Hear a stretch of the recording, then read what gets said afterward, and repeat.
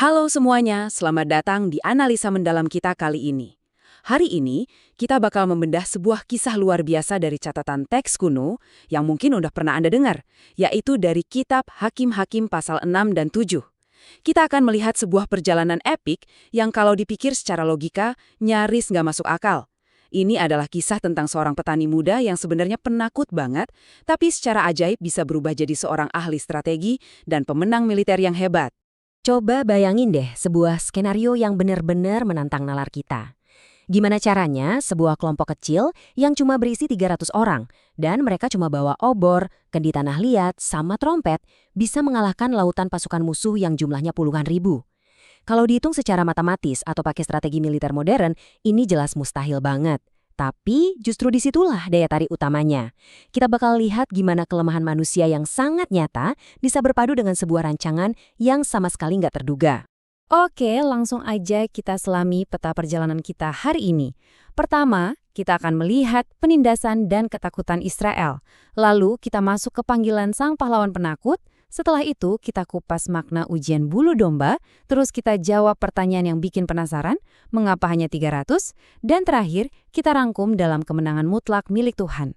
Kita mulai dari bagian pertama, penindasan Israel di tengah ketakutan dan kelaparan. Nah, untuk paham kenapa kemenangan ini nantinya terasa begitu epik, kita harus tahu dulu seberapa parah krisis yang mereka alami saat itu. Jadi gini, catatan sejarah menyebutkan bangsa Israel saat itu sedang ditindas habis-habisan oleh bangsa Midian, dan ini berlangsung selama 7 tahun berturut-turut. Bayangkan betapa hancurnya mereka. Tiap kali masuk musim panen, orang Midian ini datang merampas semuanya. Mereka digambarkan seperti gerombolan belalang yang saking banyaknya sampai nggak bisa dihitung. Panen ludes, ternak kayak kambing, sapi, keledai juga disapu bersih. Akibatnya, orang-orang Israel yang dulunya merdeka terpaksa harus kabur dan sembunyi di dalam gua-gua pegunungan. Setiap hari mereka hidup dalam kelaparan dan ketakutan yang mencekam. Nah, di tengah situasi yang kelihatannya udah nggak ada harapan ini, kita masuk ke bagian kedua, panggilan sang pahlawan. Mari kita kenalan dengan tokoh utama kita yang sangat nggak terduga, namanya Gideon. Dan disinilah ironinya terasa banget. Di satu sisi, Gideon ini lagi sembunyi-sembunyi numbuk gandum di dalam tempat pemerasan anggur yang pada dasarnya cuma cekungan batu di tanah karena dia panik dan takut banget ketahuan orang Midian. Tapi tiba-tiba malaikat Tuhan datang nyamperin dia dengan tenang dan menyapanya. Tuhan menyertaimu, hai pahlawan yang gagah perkasa. Pahlawan gagah perkasa. Padahal Gideon sendiri ngerasa keluarganya itu yang paling lemah. Dan dia anak bungsu yang gak punya apa-apa. Kontras banget kan antara ketakutan Gideon dengan visi Tuhan tentang potensi aslinya. Tapi ingat ya, walaupun dipanggil pahlawan, Gideon ini gak serta-merta berubah jadi pemberani bak superhero. Teks sumber kita menceritakan dengan sangat jujur kalau tindakan ketaatan pertama Gideon, yaitu ngancurin mezbah berhala milik ayahnya sendiri, itu dia lakuin sembunyi-sembunyi. Dia bawa 10 pelayannya dan beraksi di tengah malam buta. Kenapa coba? Ya karena dia masih takut banget sama keluarganya dan amarah orang-orang sedesa. Jadi dia memang taat, betul, tapi langkah pertamanya ini masih diiringi rasa gemetar. Dia benar-benar bukan tipe pemimpin pemberani dari sananya. Fakta ini membawa kita ke momen keraguan Gideon yang paling terkenal di bagian ketiga, makna ujian bulu domba. Nah, bagian ini sering banget disalahpahami sama orang-orang. Jadi, poin krusialnya di sini adalah Gideon sebenarnya nggak lagi tebak-tebakan nanya apa kehendak Tuhan. Dia udah tahu persis kalau Tuhan nyuruh dia menyelamatkan Israel. Permintaan tanda bulu domba ini semata-mata adalah usahanya untuk mengonfirmasi ulang kehendak yang udah dia tahu itu. Kenapa? Karena ya itu tadi, imannya masih rapuh banget. Dia butuh kepastian dan jaminan ekstra sebelum bawa nyawa orang-orang ke medan perang. Mari kita lihat 2 malam pengujiannya. Malam pertama, Gideon minta supaya cuma bulu dombanya aja yang basah kena embun, tapi tanah di sekitarnya kering. Dan besok paginya, dia beneran bisa meres semangkuk air dari bulu itu. Tapi dia masih belum yakin nih. Di malam kedua, dia agak nekat dan minta kebalikannya. Bulu dombanya yang kering, tanah sekitarnya yang basah. Dan Tuhan ngabulin lagi. Yang luar biasa dari catatan ini adalah kesabaran Tuhan.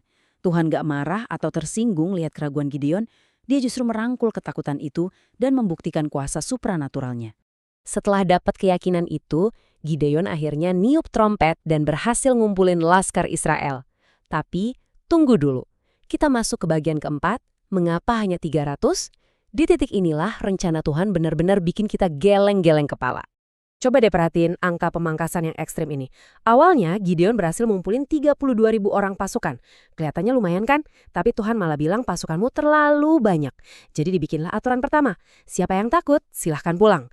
Bayangin perasaan Gideon waktu lihat 22.000 orang milih balik kanan dan pulang. Sisa 10.000 nih. Tapi Tuhan bilang lagi, masih terlalu banyak. Akhirnya setelah sebuah ujian minum di sungai, 9.700 orang disuruh pulang. Sampai akhirnya cuma tersisa irisan super kecil, 300 orang doang.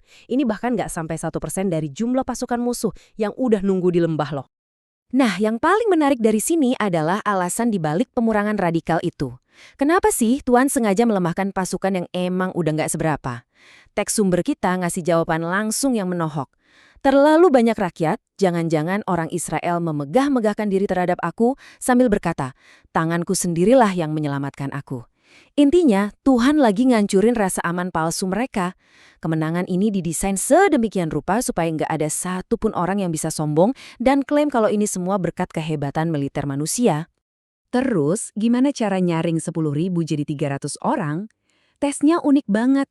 Tuhan pakai cara mereka minum air di sungai. Ada 9.700 orang yang berlutut dan menjilat air langsung pakai lidah. Persis kayak anjing minum.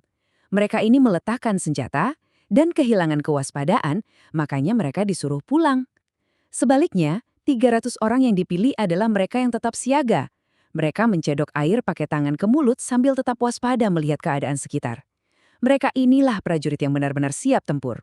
Oke, sekarang kita sampai di puncak ceritanya. Bagian kelima, kemenangan milik Tuhan, strategi yang mustahil. Sebuah pertempuran yang menurut saya adalah salah satu sejarah militer paling aneh, tapi juga paling jenius. Dan ini mengilustrasikan dengan brilian banget betapa berbedanya cara kerja sang pencipta. Gideon nggak ngebagiin pedang panjang, perisai baja, atau panah baru ke pasukannya. Alih-alih gitu, dia kasih 300 orangnya 3 barang yang kelihatannya konyol buat dibawa perang. Trompet sangkakala, kendi tanah liat kosong, dan obor menyala yang disembunyiin di dalam kendi itu. Secara fisik, 3 benda ini sama sekali nggak mematikan kan? Tapi di tangan orang yang taat, ini bakal jadi senjata psikologis yang luar biasa. Strateginya sederhana, dibagi jadi 3 langkah di tengah malam buta. Langkah pertama, mereka dibagi jadi 3 kelompok kecil untuk ngepungkam musuh dari berbagai sisi. Langkah kedua, nunggu aba-aba Gideon, mereka harus serentak niup trompet sekeras-kerasnya dan bantingkan di tanah liat itu sampai pecah berantakan.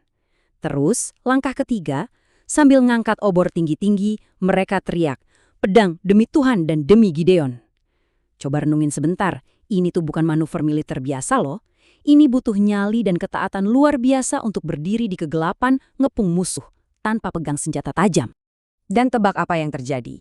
Efek kejutnya bener-bener fatal buat musuh. Bayangin aja, lagi enak-enak tidur, tiba-tiba ada suara pecahan kendi yang memekakkan telinga. Ratusan trompet bunyi barengan, plus cahaya obor nyala dari segala arah. Tentara Midian bangun dalam kondisi panik massal. Di tengah kegelapan dan kebingungan, mereka ngira lagi disergap oleh pasukan gabungan raksasa. Hasilnya, catatan sejarah bilang mereka malah saling tebas sama teman sendiri. Kampus musuh hancur dari dalam, dan sisa tentara yang selamat lari terbirit-birit. Gideon dan 300 orangnya cuma perlu berdiri, niup trompet, dan nontonin musuh mengalahkan dirinya sendiri. Luar biasa kan? Nah, sebelum kita selesai, saya mau ninggalin satu pertanyaan provokatif buat Anda renungkan. Kisah ini ngingetin kita banget kalau Tuhan itu nggak selalu nunggu kita jadi sosok yang sempurna, super berani, atau punya segudang sumber daya. Kalau Dia bisa memakai pemuda penakut yang lagi sembunyi, memangkas pasukannya sampai cuma sisa 300 orang, dan membalikkan keadaan cuma modal obor dan kendi, coba bayangin deh apa yang bisa Dia lakukan melalui keraguan, kelemahan, dan keterbatasan Anda, asalkan Anda mau taat melangkah. Karena pada akhirnya kemenangan mutlak selalu ada di tangannya. Terima kasih udah ngikutin penjelasan ini sampai akhir ya. Semoga bahasan kita hari ini ngasih insight baru buat Anda dan sampai ketemu lagi di analisa menarik berikutnya.